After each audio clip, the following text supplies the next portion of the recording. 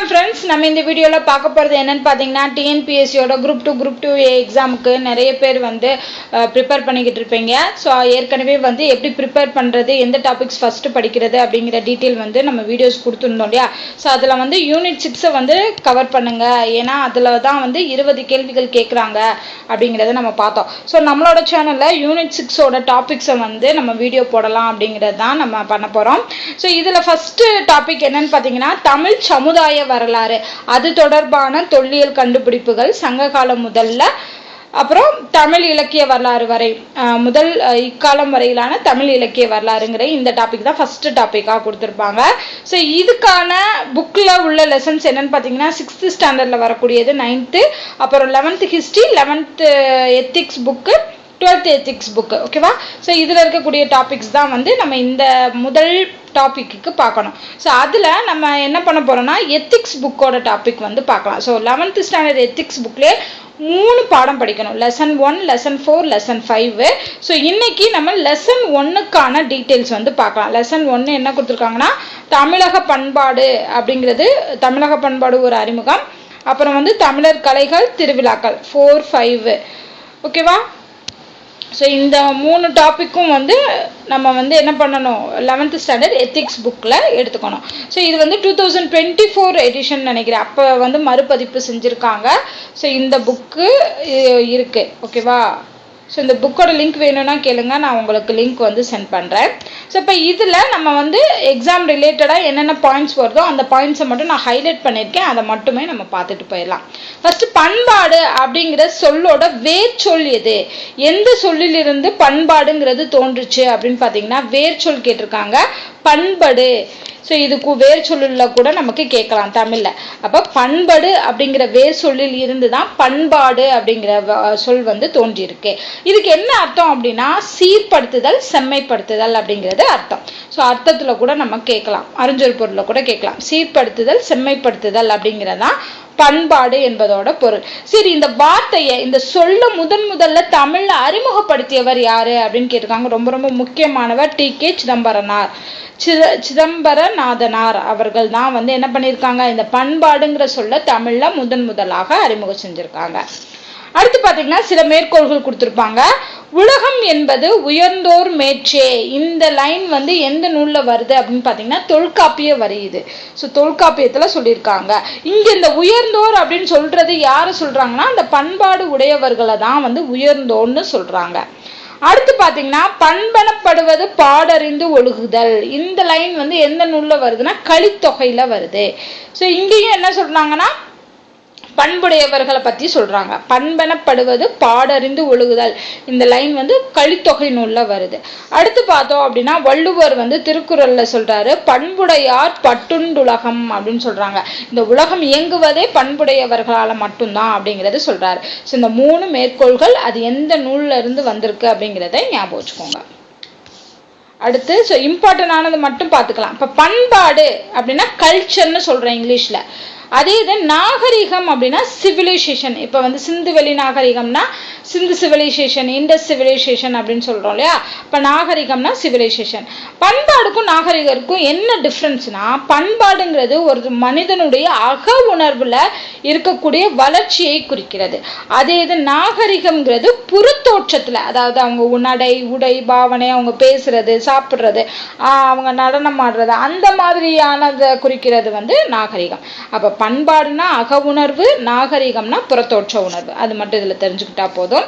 அடுத்து, தமிழர்களோட தோற்றம் எங்க உருவாச்சு அப்படின்னு பார்த்தீங்கன்னா, நமக்கு தெரியும், குமரி கண்டத்துல வாழ்ந்தவர்கள். ஸோ அங்கிருந்து ஸ்டார்ட் ஆகுது நம்மளுடையது. நிறைய கருத்துக்கள் சொல்றாங்க, அதுல 4 வகையான கருத்துக்கள் இருக்கு. ஒன்று வந்து குமரி கண்டத்துல வாழ்ந்தவங்க தான் தமிழர்கள் அப்படின்னு சொல்றாங்க. இன்னொன்று என்ன சொல்றாங்கன்னா, தென்னிந்தியாவோட பழங்குடிகளாக இருந்தவங்க இவங்க தமிழர்கள் அப்படின்னு சொல்றாங்க. 3வது ஒருத்தர் என்ன சொல்றாங்கன்னா, ஆதியில ஆப்பிரிக்கால இருந்து கடல் வழியா, அரேபிய கடல் வழியா இவங்க தென்னிந்தியாவுக்கு வந்ததுனால தமிழர்கள் வந்திருக்காங்க அப்படின்னு சொல்றாங்க. இன்னொரு விதமா என்ன சொல்றாங்கன்னா, மத்திய ஆசியா, வட இந்திய நிலப்பரப்புகளில் இருந்து தென்னிந்தியாவுக்கு வந்திருப்பாங்க அப்படிங்கிற மாதிரியான 4 விதமான கருத்துக்கள் வந்து தமிழர்களோட தோற்றத்தை பத்தி சொல்றாங்க. அடுத்து இலக்கிய சான்றுகள், இது ரொம்ப முக்கியம். ஒவ்வொன்றுக்குமே எந்தெந்த நூல்ல இருந்து வந்திருக்கு அப்படிங்கிறத பத்தி சொல்லியிருப்பாங்க. ஸோ தமிழரோட பண்பாட்டை பத்தி தெரிஞ்சுக்கிறதுக்கான ஒரு இலக்கண நூல் எதுன்னு பார்த்தீங்கன்னா தொல்காப்பியம். ஸோ இது வந்து சங்க இலக்கிய நூல்.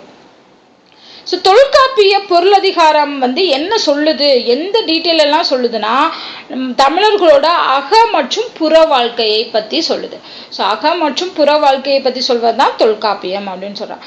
அடுத்த சங்க இலக்கிய நூல் வந்து 8 தொகையும் 10 பாட்டும். இது வந்து என்ன டீட்டெயில் சொல்லுதுன்னா மக்களுடைய சமூக பொருளாதார வாழ்க்கையை பற்றி சொல்லுது.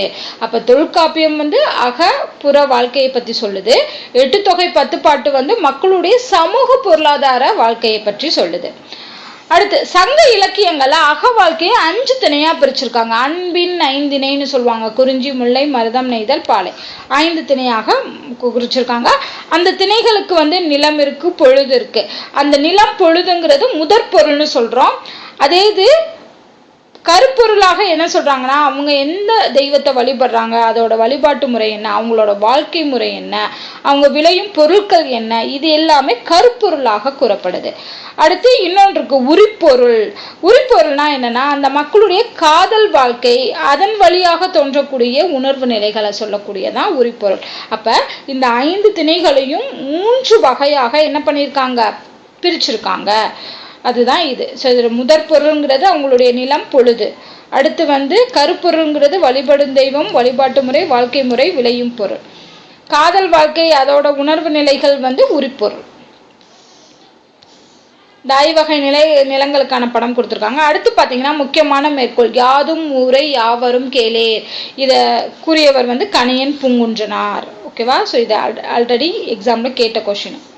அடுத்து 10 நூல்ல யாரை பத்தி சொல்லியிருக்காங்க அப்படின்னா சேர மன்னர்களை பத்தி சொல்லியிருக்காங்க.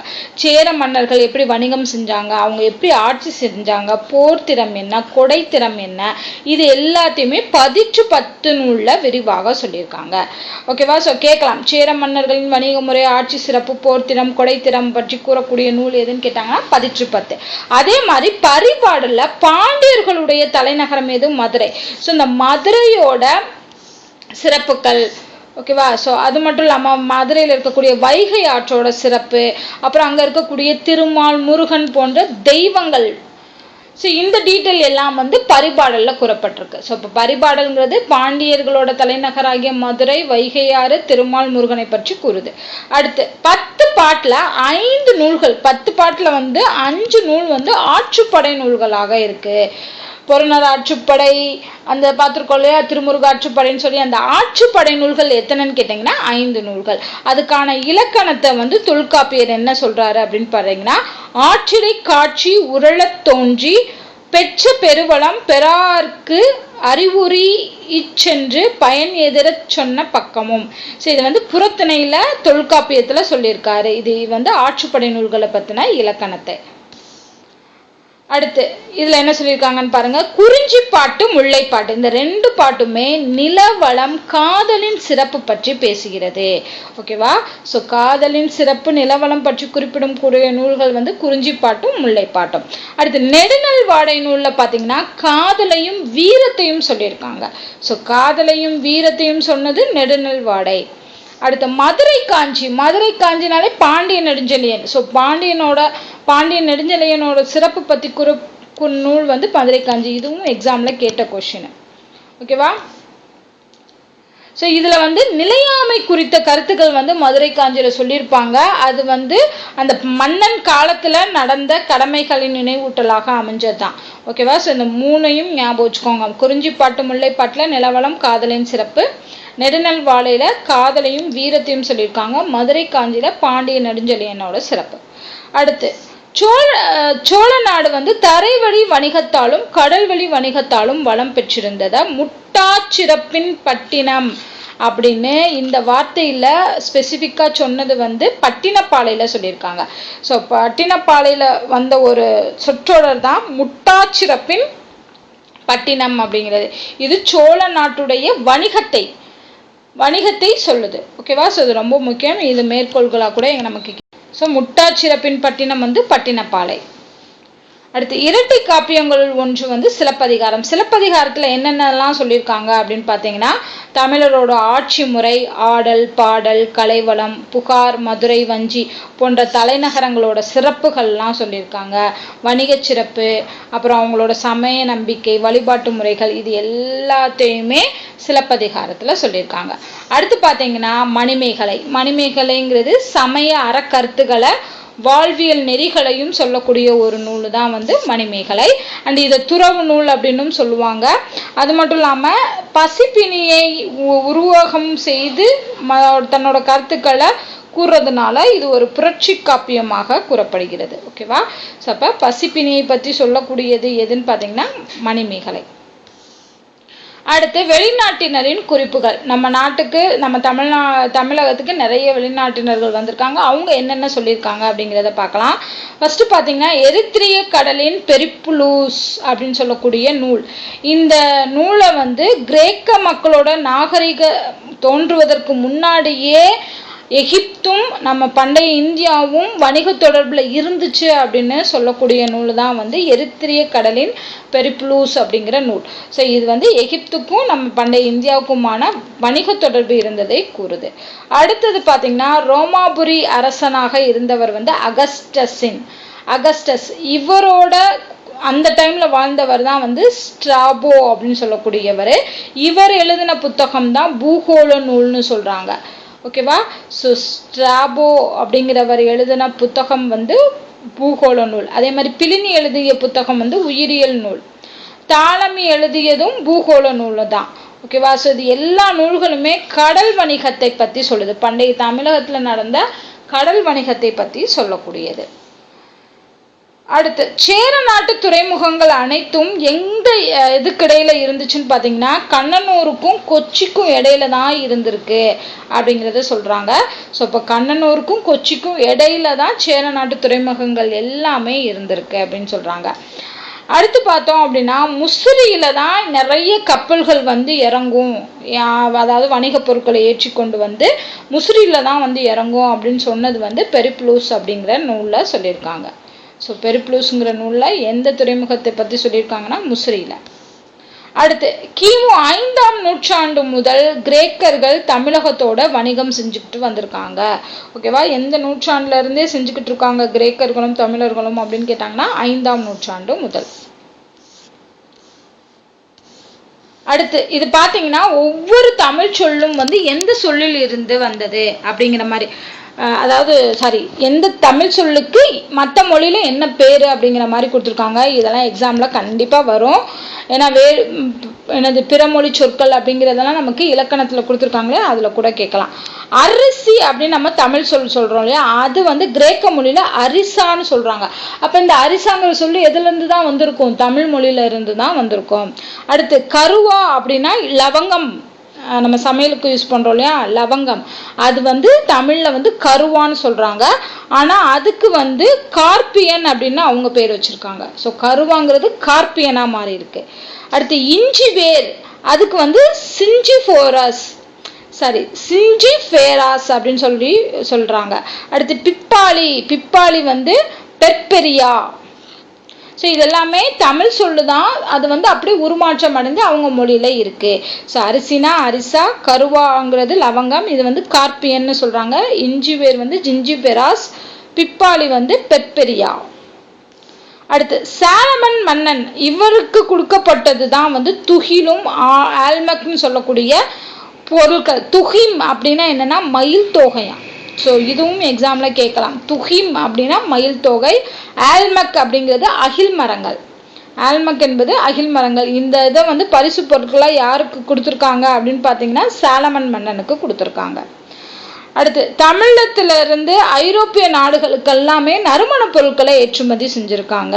அது மட்டும் இல்லாம புலி, சிறுத்தை, யானை, குரங்கு, மயில், கிளி, வேட்டை நாய்கள் போன்ற விலங்குகளை கூட அந்த பண்டைய காலத்திலேயே ஏற்றுமதி செஞ்சிருக்காங்க. அதுலயும் இந்த வேட்டை நாய்கள்ங்கிறது தமிழகத்துக்கான வேட்டை நாய்கள். இது ஒரு தரத்தின் மேலானவையாக கருதப்பட்டிருக்கு. வேட்டை நாய்களை தமிழகத்திலிருந்து வாங்கிட்டு போறதுதான் டாப் ஏற்றுமதியில முக்கியமான ஒரு விலங்காக இருந்திருக்கு. ஸோ இது விலங்கெல்லாம் ஞாபகம் வச்சுக்கோங்க. புலி, சிறுத்தை, யானை, குரங்கு, மயில், கிளி, வேட்டை நாய்களை கூட ஏற்றுமதி செஞ்சிருக்கோம். அடுத்து பார்த்தோம் அப்படின்னா துறைமுக பட்டினங்களான சேர நாட்டோட துறைமுக பட்டினங்களுக்கு பேரை பாருங்களேன்.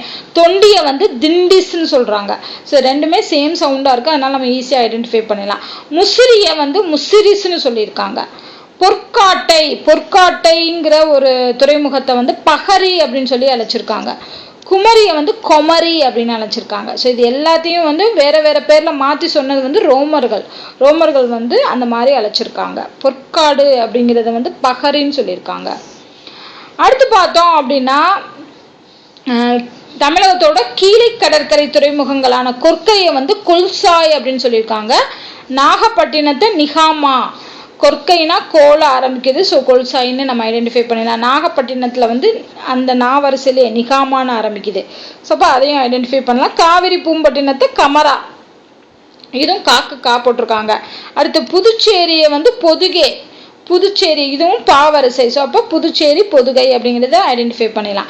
மரக்காணத்தை வந்து சோபட்மான்னு சொல்லியிருக்காங்க. மரக்காணம் என்பது சோபட்மா, இது கொஞ்சம் வித்தியாசமா இருக்கு ஐடென்டிஃபை பண்றதுக்காக, ஸோ இதை நல்லா ஞாபகம் வச்சுக்கோங்க. மசூலிப்பட்டினத்தை வந்து மசோலியா, இது மா போட்டிருக்காங்க. ஸோ இது எல்லாமே அந்தந்த பெயர்களுக்கான மாற்று பெயர்களாக பயன்படுத்தியிருக்காங்க.